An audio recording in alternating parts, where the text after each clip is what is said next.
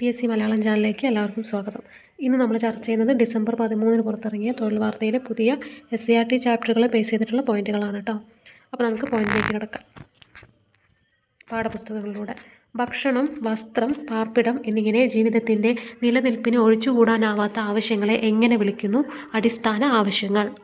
ഭക്ഷണം, വസ്ത്രം, പാർപ്പിടം എന്നിങ്ങനെ ജീവിതത്തിൻ്റെ നിലനിൽപ്പിന് ഒഴിച്ചുകൂടാനാവാത്ത ആവശ്യങ്ങളെ എങ്ങനെ വിളിക്കുന്നു? അടിസ്ഥാന ആവശ്യങ്ങൾ അഥവാ ബേസിക് നീഡ്സ്. കൂടുതൽ തൊഴിൽ ശക്തിയും കുറഞ്ഞ മൂലധനവും ഉപയോഗിച്ച് ഉൽപ്പാദനം നടത്തുന്ന രീതി എങ്ങനെ അറിയപ്പെടുന്നു? തൊഴിൽ തീവ്ര സാങ്കേതിക രീതി. കൂടുതൽ തൊഴിൽ ശക്തിയും കുറഞ്ഞ മൂലധനവും ഉപയോഗിച്ച് ഉൽപ്പാദനം നടത്തുന്ന രീതി എങ്ങനെ അറിയപ്പെടുന്നു? തൊഴിൽ തീവ്ര സാങ്കേതിക രീതി. കൂടുതൽ മൂലധനവും കുറച്ച് തൊഴിൽ ശക്തിയും ഉപയോഗിച്ച് ഉൽപ്പാദനം നടത്തുന്ന രീതി ഏത്? മൂലധന തീവ്ര സാങ്കേതിക രീതി. കൂടുതൽ മൂലധനവും കുറച്ച് തൊഴിൽ ശക്തിയും ഉപയോഗിച്ച് ഉൽപ്പാദനം നടത്തുന്ന രീതി ഏത്? മൂലധന തീവ്ര സാങ്കേതിക രീതി. തൊഴിൽ തീവ്ര സാങ്കേതിക രീതിയുടെ പ്രത്യേകതകളേവ? കൂടുതൽ തൊഴിലാളികളെ ഉപയോഗപ്പെടുത്തിയുള്ള ഉൽപ്പാദനം, കുറഞ്ഞ തോതിലുള്ള മൂലധന ഉപയോഗം, കൂടുതൽ സമയം ആവശ്യമായ ഉൽപ്പാദന രീതി, പരിസ്ഥിതി സൗഹൃദമായ ഉൽപ്പാദന രീതി, സാങ്കേതിക വിദ്യയുടെ കുറഞ്ഞ ഉപയോഗം. എന്താണ് ക്വസ്റ്റ്യൻ? എന്താ? തൊഴിൽ തീവ്ര സാങ്കേതിക രീതിയുടെ പ്രത്യേകതകളേവ? കൂടുതൽ തൊഴിലാളികളെ ഉപയോഗപ്പെടുത്തിയുള്ള ഉൽപ്പാദനം, കുറഞ്ഞ തോതിലുള്ള മൂലധന ഉപയോഗം, കൂടുതൽ സമയം ആവശ്യമായ ഉൽപ്പാദന രീതി, പരിസ്ഥിതി സൗഹൃദമായ ഉൽപ്പാദന രീതി, സാങ്കേതിക വിദ്യയുടെ കുറഞ്ഞ ഉപയോഗം. മൂലധന തീവ്ര സാങ്കേതിക രീതിയുടെ പ്രധാന പ്രത്യേകതകൾ. തൊഴിലാളികളുടെ ആവശ്യകതയിലുള്ള കുറവ്, കൂടുതൽ മൂലധന നിക്ഷേപം ഉപയോഗപ്പെടുത്തുന്നു, ഉൽപ്പാദനക്ഷമത ഉറപ്പുവരുത്തുന്നു, സാങ്കേതിക വിദ്യയെ കൂടുതലായി ആശ്രയിക്കുന്നു, ഉൽപ്പാദനത്തിന് കുറഞ്ഞ സമയം. മൂലധന തീവ്ര സാങ്കേതിക രീതിയുടെ പ്രത്യേകതകളേവ? തൊഴിലാളികളുടെ ആവശ്യകതയിലെ കുറവ്, കൂടുതൽ മൂലധന നിക്ഷേപം ഉപയോഗപ്പെടുത്തുന്നു, ഉൽപ്പാദനക്ഷമത ഉറപ്പുവരുത്തുന്നു, സാങ്കേതിക വിദ്യയെ കൂടുതലായി ആശ്രയിക്കുന്നു, ഉൽപ്പാദനത്തിന് കുറഞ്ഞ സമയം. എന്തൊക്കെ കണക്കിലെടുത്താണ് ഉൽപ്പാദന രീതി തീരുമാനിക്കേണ്ടത്? രാജ്യത്തിൻ്റെ ആവശ്യങ്ങൾ, ഉൽപ്പാദന ഘടകങ്ങളുടെ ലഭ്യത. എന്തൊക്കെ കണക്കിലെടുത്താണ് ഉൽപ്പാദന രീതി തീരുമാനിക്കേണ്ടത്? രാജ്യത്തിൻ്റെ ആവശ്യങ്ങൾ, ഉൽപ്പാദന ഘടകങ്ങളുടെ ലഭ്യത. പ്രധാന ഉൽപ്പാദന ഘടകങ്ങൾ ഏതെല്ലാം? ഭൂമി, തൊഴിൽ, മൂലധനം, സംഘാടനം. പ്രധാനപ്പെട്ട ഉൽപ്പാദന ഘടകങ്ങൾ ഏതെല്ലാം? ഭൂമി, തൊഴിൽ, മൂലധനം, സംഘാടനം. ഒരു രാജ്യം വിവിധ സാധന സേവനങ്ങളുടെ ഉൽപ്പാദനം, വിതരണം, ഉപഭോഗം എന്നിവ ക്രമീകരിക്കുന്ന രീതി ഏത്? സമ്പദ് വ്യവസ്ഥ. ഒരു രാജ്യം വിവിധ സാധന സേവനങ്ങളുടെ ഉൽപ്പാദനം, വിതരണം, ഉപഭോഗം എന്നിവ ക്രമീകരിക്കുന്ന രീതി ഏത്? സമ്പദ് വ്യവസ്ഥ. ഒരു സമ്പദ് വ്യവസ്ഥയുടെ ധർമ്മം എന്ത്? ലഭ്യമായ വിഭവങ്ങളുടെ ഉപയോഗത്തിലൂടെ മനുഷ്യരുടെ ആവശ്യങ്ങൾ തൃപ്തിപ്പെടുത്തുക. ഒരു സമ്പദ് വ്യവസ്ഥയുടെ ധർമ്മമാണ് ചോദിച്ചത് കേട്ടോ. എന്താണ് ധർമ്മം? ലഭ്യമായ വിഭവങ്ങളുടെ ഉപയോഗത്തിലൂടെ മനുഷ്യരുടെ ആവശ്യങ്ങൾ തൃപ്തിപ്പെടുത്തുക. ഒരു സമ്പദ് വ്യവസ്ഥയുടെ പ്രധാന സവിശേഷതകൾ എന്തെല്ലാം? 1. സമ്പദ് വ്യവസ്ഥ മനുഷ്യനിർമ്മിതമാണ്. 2. സമ്പദ് വ്യവസ്ഥ മാറ്റങ്ങൾക്ക് വിധേയമാണ്. 3. സമ്പദ് വ്യവസ്ഥയിലെ സാമ്പത്തിക പ്രവർത്തനങ്ങൾ മാറിക്കൊണ്ടിരിക്കുന്നു. 4. ഉൽപ്പാദനം, വിതരണം, ഉപഭോഗം എന്നിവ സമ്പദ് വ്യവസ്ഥയിലെ പ്രധാന പ്രവർത്തനങ്ങളാണ്. ഒരു സമ്പദ് വ്യവസ്ഥയുടെ പ്രധാന സവിശേഷതകൾ എന്തെല്ലാം? സമ്പദ് വ്യവസ്ഥ മനുഷ്യനിർമ്മിതമാണ്. സമ്പദ് വ്യവസ്ഥ മാറ്റങ്ങൾക്ക് വിധേയമാണ്. സമ്പദ് വ്യവസ്ഥയിലെ സാമ്പത്തിക പ്രവർത്തനങ്ങൾ മാറിക്കൊണ്ടിരിക്കുന്നു. അടുത്തത് ഉൽപ്പാദനം, വിതരണം, ഉപഭോഗം എന്നിവ സമ്പദ് വ്യവസ്ഥയിലെ പ്രധാന പ്രവർത്തനങ്ങളാണ് കേട്ടോ. ഉൽപ്പാദന ഘടകങ്ങളുടെ ഉടമസ്ഥാവകാശത്തിൻ്റെ അടിസ്ഥാനത്തിൽ സമ്പദ് വ്യവസ്ഥകളെ എത്രയായി തരംതിരിക്കുന്നു? 3 ആയിട്ട്. ഉൽപ്പാദക ഘടകങ്ങളുടെ ഉടമസ്ഥാവകാശത്തിൻ്റെ അടിസ്ഥാനത്തിൽ സമ്പദ് വ്യവസ്ഥകളെ എത്രയായി തരംതിരിക്കുന്നു? 3 ആയിട്ട്. 3 ഇനം സമ്പദ് വ്യവസ്ഥകൾ ഏതെല്ലാം? മുതലാളിത്ത സമ്പദ് വ്യവസ്ഥ, സോഷ്യലിസ്റ്റ് സമ്പദ് വ്യവസ്ഥ, മിശ്ര സമ്പദ് വ്യവസ്ഥ. 3 ഇനം സമ്പദ് വ്യവസ്ഥകൾ ഏതെല്ലാം? മുതലാളിത്ത സമ്പദ് വ്യവസ്ഥ, സോഷ്യലിസ്റ്റ് സമ്പദ് വ്യവസ്ഥ, മിശ്ര സമ്പദ് വ്യവസ്ഥ. ഉൽപ്പാദക ഘടകങ്ങളുടെ ഉടമസ്ഥാവകാശം സ്വകാര്യ വ്യക്തികളിൽ കേന്ദ്രീകരിച്ചിട്ടുള്ള സമ്പദ് വ്യവസ്ഥ ഏത്? മുതലാളിത്ത സമ്പദ് വ്യവസ്ഥ. ഉൽപ്പാദക ഘടകങ്ങളുടെ ഉടമസ്ഥാവകാശം സ്വകാര്യ വ്യക്തികളിൽ കേന്ദ്രീകരിച്ചിട്ടുള്ള സമ്പദ് വ്യവസ്ഥ ഏത്? മുതലാളിത്ത സമ്പദ് വ്യവസ്ഥ. എല്ലാ ഉൽപ്പാദക ഘടകങ്ങളുടെയും ഉടമസ്ഥാവകാശം നിയന്ത്രണവും ഗവൺമെൻറ്റിൽ നിക്ഷിപ്തമായിരിക്കുന്ന സമ്പദ് വ്യവസ്ഥ ഏത്? സോഷ്യലിസ്റ്റ് സമ്പദ് വ്യവസ്ഥ കേട്ടോ. ക്വസ്റ്റ്യൻ എന്താ? എല്ലാ ഉൽപ്പാദക ഘടകങ്ങളുടെയും ഉടമസ്ഥാവകാശം, നിയന്ത്രണവും ഗവൺമെൻറ്റിൽ നിക്ഷിപ്തമായിരിക്കുന്ന സമ്പദ് വ്യവസ്ഥ ഏത്? സോഷ്യലിസ്റ്റ് സമ്പദ് വ്യവസ്ഥ. അതിന് മുന്നേ ഇവിടെ ഒരു പോയിന്റ് ഇതാ. മുതലാളിത്ത സമ്പദ് വ്യവസ്ഥയുടെ പ്രത്യേകതകൾ എന്തെല്ലാം?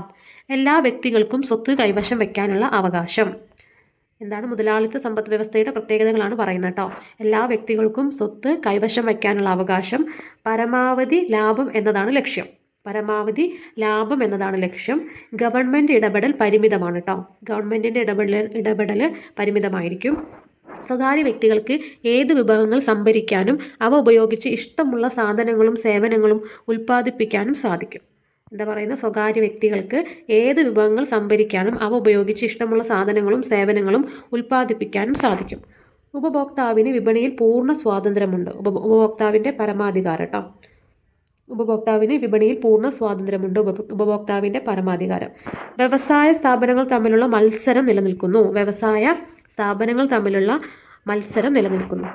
ഇനി മിശ്ര സമ്പദ് വ്യവസ്ഥയുടെ പ്രത്യേകതകൾ എന്തൊക്കെയാണ്? മിശ്ര സമ്പദ് വ്യവസ്ഥയുടെ പ്രത്യേകതകൾ. സ്വകാര്യ മേഖലയുടെയും പൊതുമേഖലയുടെയും സഹവർത്തിത്വമാണ് ഒരു പ്രത്യേകത കേട്ടോ. സ്വകാര്യ മേഖലയുടെയും പൊതുമേഖലയുടെയും സഹവർത്തിത്വം. ലാഭേച്ഛയും സാമൂഹിക ക്ഷേമവും പ്രധാന ലക്ഷ്യങ്ങൾ. ലാഭേച്ഛയും സാമൂഹിക ക്ഷേമവുമാണ് പ്രധാന ലക്ഷ്യങ്ങൾ. സാമ്പത്തിക പ്രവർത്തനങ്ങളിലെ വ്യക്തി സ്വാതന്ത്ര്യം.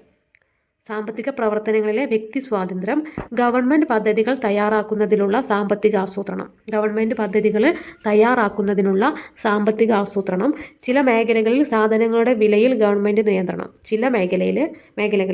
സാധനങ്ങളുടെ വിലയിൽ ഗവൺമെൻറ്റിൻ്റെ നിയന്ത്രണം. ആവശ്യ സാധനങ്ങൾക്കും സേവനങ്ങൾക്കും ഗവൺമെൻറ് പ്രാധാന്യം നൽകുന്നു. അത്രയാണ് മിശ്ര സമ്പദ് വ്യവസ്ഥയുടെ പ്രത്യേകതകൾ. ഇനി അടുത്ത ബോക്സിലായിട്ട് കൊടുത്തിട്ടുള്ളത് എന്താ? ഗാന്ധിയൻ സാമ്പത്തിക ചിന്തകളെക്കുറിച്ചാണ് പറയുന്നത്. എന്തൊക്കെയായിരുന്നു? സ്വയം പര്യാപ്തത, വികേന്ദ്രീകരണം എന്നിവയിൽ അധിഷ്ഠിതമായ സമ്പദ് വ്യവസ്ഥ, പ്രാദേശികമായ തൊഴിലവസരങ്ങൾ വർദ്ധിപ്പിക്കാൻ ഗ്രാമീണ വ്യവസായങ്ങളെ പരിപോഷിപ്പിക്കുക, പ്രാദേശികമായി ഉൽപ്പാദിപ്പിക്കുന്ന സാധനങ്ങളുടെ വിപണനത്തിനായി പ്രാദേശിക വിപണികൾ വിപുലപ്പെടുത്തുക, സാമൂഹിക നീതി ഉറപ്പാക്കാനായി സാമ്പത്തിക അസമത്വം ലഘൂകരിക്കുക. അപ്പോൾ ഗാന്ധിയൻ സാമ്പത്തിക ചിന്തകളാണ് നമ്മൾ പറഞ്ഞത്. എന്തൊക്കെയാണ്? സ്വയം പര്യാപ്തത, വികേന്ദ്രീകരണം എന്നിവയിൽ അധിഷ്ഠിതമായ സമ്പദ് വ്യവസ്ഥ, പ്രാദേശികമായ തൊഴിലവസരങ്ങൾ വർദ്ധിപ്പിക്കാൻ ഗ്രാമീണ വ്യവസായങ്ങളെ പരിപോഷിപ്പിക്കുക, പ്രാദേശികമായി ഉൽപ്പാദിപ്പിക്കുന്ന സാധനങ്ങളുടെ വിപണനത്തിനായി പ്രാദേശിക വിപണികൾ വിപുലപ്പെടുത്തുക, സാമൂഹിക നീതി ഉറപ്പാക്കാനായി സാമ്പത്തിക അസമത്വം ലഘൂകരിക്കുക. ഇനി നെക്സ്റ്റ് പോയിന്റ്, ഒരു കേന്ദ്രീകൃത ആസൂത്രണ സമിതി സാമ്പത്തിക പ്രവർത്തനങ്ങളിൽ തീരുമാനമെടുക്കുന്നത് ഏതിനം സമ്പദ് വ്യവസ്ഥയിലാണ്? സോഷ്യലിസ്റ്റ് സമ്പദ് വ്യവസ്ഥ. ഒരു കേന്ദ്രീകൃത ആസൂത്രണ സമിതി സാമ്പത്തിക പ്രവർത്തനങ്ങളിൽ തീരുമാനമെടുക്കുന്നത് ഏതിനം സമ്പദ് വ്യവസ്ഥയിലാണ്? സോഷ്യലിസ്റ്റ് സമ്പദ് വ്യവസ്ഥ. ഉൽപാദക ഘടകങ്ങളുടെ ഉടമസ്ഥാവകാശം ഗവൺമെൻറ്റിൽ നിക്ഷിപ്തമായിരിക്കുന്ന സമ്പദ് വ്യവസ്ഥ ഏത്? സോഷ്യലിസ്റ്റ് സമ്പദ് വ്യവസ്ഥ. ഉൽപാദന ഘടകങ്ങളുടെ ഉടമസ്ഥാവകാശം ഗവൺമെൻറ്റിൽ നിക്ഷിപ്തമായിരിക്കുന്ന സമ്പദ് വ്യവസ്ഥ ഏത്? സോഷ്യലിസ്റ്റ് സമ്പദ് വ്യവസ്ഥ. വിപണിയുടെ മേൽ ഗവൺമെൻറ് നിയന്ത്രണമുള്ളതും സാമൂഹിക ക്ഷേമം പ്രധാന ലക്ഷ്യവുമായ സമ്പദ് വ്യവസ്ഥ ഏത്? സോഷ്യലിസ്റ്റ് സമ്പദ് വ്യവസ്ഥ. വിപണിയുടെ മേൽ ഗവൺമെൻറ് നിയന്ത്രണമുള്ളതും സാമൂഹിക ക്ഷേമം പ്രധാന ലക്ഷ്യവുമായ സമ്പദ് വ്യവസ്ഥ ഏത്? സോഷ്യലിസ്റ്റ് സമ്പദ് വ്യവസ്ഥ. വിഭവങ്ങളുടെ ലഭ്യതയും ദേശീയ ലക്ഷ്യങ്ങളും മുൻനിർത്തി കേന്ദ്ര ആസൂത്രണ സമിതി വിഭവങ്ങളെ വിനിയോഗിക്കുകയും വരുമാനത്തിലും സമ്പത്തിലുമുള്ള അസമത്വം കുറയ്ക്കുകയും ചെയ്യുന്നത് ഏത് സമ്പദ് വ്യവസ്ഥയിലാണ്? സോഷ്യലിസ്റ്റ് സമ്പദ് വ്യവസ്ഥ. വിഭവങ്ങളുടെ ലഭ്യതയും ദേശീയ ലക്ഷ്യങ്ങളും മുൻനിർത്തി കേന്ദ്ര ആസൂത്രണ സമിതി വിഭവങ്ങളെ വിനിയോഗിക്കുകയും വരുമാനത്തിലും സമ്പത്തിലുമുള്ള അസമത്വം കുറയ്ക്കുകയും ചെയ്യുന്നത് ഏത് സമ്പദ് വ്യവസ്ഥയിലാണ്? സോഷ്യലിസ്റ്റ് സമ്പദ് വ്യവസ്ഥ. മുതലാളിത്ത സമ്പദ് വ്യവസ്ഥയുടെയും സോഷ്യലിസ്റ്റ് സമ്പദ് വ്യവസ്ഥയുടെയും ചില പ്രത്യേകതകൾ ഒരുമിച്ച് കാണാൻ കഴിയുന്ന സമ്പദ് വ്യവസ്ഥ ഏത്? മിശ്ര സമ്പദ് വ്യവസ്ഥ. മുതലാളിത്ത സമ്പദ് വ്യവസ്ഥയുടെയും സോഷ്യലിസ്റ്റ് സമ്പദ് വ്യവസ്ഥയുടെയും ചില പ്രത്യേകതകൾ ഒരുമിച്ച് കാണാൻ കഴിയുന്ന സമ്പദ് വ്യവസ്ഥ ഏത്? മിശ്ര സമ്പദ് വ്യവസ്ഥ. അടിസ്ഥാന സാമ്പത്തിക പ്രശ്നങ്ങൾ പരിഹരിക്കാനുള്ള മിശ്ര സമ്പദ് വ്യവസ്ഥയിലെ സംവിധാനങ്ങളേവ? വിപണികളിലൂടെയും കേന്ദ്രീകൃത ആസൂത്രണ സംവിധാനത്തിലൂടെയും. അടിസ്ഥാന സാമ്പത്തിക പ്രശ്നങ്ങൾ പരിഹരിക്കാനുള്ള മിശ്ര സമ്പദ് വ്യവസ്ഥയിലെ സംവിധാനങ്ങളേവ? വിപണികളിലൂടെയും കേന്ദ്രീകൃതാസൂത്രണ സംവിധാനത്തിലൂടെയും കേട്ടോ. സ്വാതന്ത്ര്യാനന്തരം ഇന്ത്യ സ്വീകരിച്ചത് ഏതിനം സമ്പദ് വ്യവസ്ഥയാണ്? മിശ്ര സമ്പദ് വ്യവസ്ഥ. സ്വാതന്ത്ര്യാനന്തരം ഇന്ത്യ സ്വീകരിച്ചത് ഏതിനം സമ്പദ് വ്യവസ്ഥയാണ്? മിശ്ര സമ്പദ് വ്യവസ്ഥ. അറിവും വൈദഗ്ധ്യവും വളർച്ചയുടെയും നവീകരണത്തിൻ്റെയും ചാലകങ്ങളാകുന്ന ഒരു സാമ്പത്തിക വ്യവസ്ഥയെ സൂചിപ്പിക്കുന്നതെന്ത്? വിജ്ഞാന സമ്പദ് വ്യവസ്ഥ. അറിവും വൈദഗ്ധ്യവും വളർച്ചയുടെയും നവീകരണത്തിൻ്റെയും ചാലകങ്ങളാകുന്ന ഒരു സാമ്പത്തിക വ്യവസ്ഥയെ സൂചിപ്പിക്കുന്നതെന്ത്? വിജ്ഞാന സമ്പദ് വ്യവസ്ഥ. അറിവിനെ ഒരു പ്രധാന വിഭവമായി കണക്കാക്കുന്നത് ഏത് സമ്പദ് വ്യവസ്ഥയിലാണ്? വിജ്ഞാന സമ്പദ് വ്യവസ്ഥ. അറിവിനെ ഒരു പ്രധാന വിഭവമായി കണക്കാക്കുന്നത് ഏത് സമ്പദ് വ്യവസ്ഥയിലാണ്? വിജ്ഞാന സമ്പദ് വ്യവസ്ഥ. അറിവിൻ്റെ സൃഷ്ടിയും വ്യാപനവും പ്രയോഗവും സാമ്പത്തിക വികസനത്തിൽ നിർണായകമാകുന്നത് ഏത് സമ്പദ് വ്യവസ്ഥയിലാണ്? വിജ്ഞാന സമ്പദ് വ്യവസ്ഥ. അറിവിൻ്റെ സൃഷ്ടിയും വ്യാപനവും പ്രയോഗവും സാമ്പത്തിക വികസനത്തിൽ നിർണായകമാകുന്നത് ഏത് സമ്പദ് വ്യവസ്ഥയിലാണ്? വിജ്ഞാന സമ്പദ് വ്യവസ്ഥ. സാമ്പത്തിക ശാസ്ത്രത്തിൻ്റെ പിതാവായി അറിയപ്പെടുന്നത് ആദം സ്മിത്ത്. സാമ്പത്തിക ശാസ്ത്രത്തിൻ്റെ പിതാവായിട്ട് അറിയപ്പെടുന്നത് ആദം സ്മിത്ത്. ക്ഷേമത്തെക്കുറിച്ച് പ്രതിപാദിക്കുന്ന ശാസ്ത്രമായി സാമ്പത്തിക ശാസ്ത്രത്തെ രൂപപ്പെടുത്തിയതാര്? Alfred marshal. ക്ഷേമത്തെക്കുറിച്ച് പ്രതിപാദിക്കുന്ന ശാസ്ത്രമായി സാമ്പത്തിക ശാസ്ത്രത്തെ രൂപപ്പെടുത്തിയതാര്? Alfred marshal. മനുഷ്യൻ്റെ ആവശ്യങ്ങളും പരിമിതമായ വിഭവങ്ങളും തമ്മിലുള്ള ബന്ധത്തെപ്പറ്റി ചർച്ച ചെയ്യുന്ന ശാഖയായി സാമ്പത്തിക ശാസ്ത്രത്തെ വിഭാവനം ചെയ്തതാര്? Lionel Robbins. മനുഷ്യൻ്റെ ആവശ്യങ്ങളും പരിമിതമായ വിഭവങ്ങളും തമ്മിലുള്ള ബന്ധത്തെപ്പറ്റി ചർച്ച ചെയ്യുന്ന ശാഖയായി സാമ്പത്തിക ശാസ്ത്രത്തെ വിഭാവനം ചെയ്തതാര്? Lionel Robbins. രണ്ട് രാജ്യങ്ങൾ തമ്മിലുള്ള വ്യാപാരം വഴി ഇരു രാജ്യങ്ങളിലെയും ക്ഷേമം വർദ്ധിപ്പിക്കാം എന്ന സിദ്ധാന്തം മുന്നോട്ട് വെച്ച ബ്രിട്ടീഷ് സാമ്പത്തിക ശാസ്ത്രജ്ഞനാര്? David Ricardo.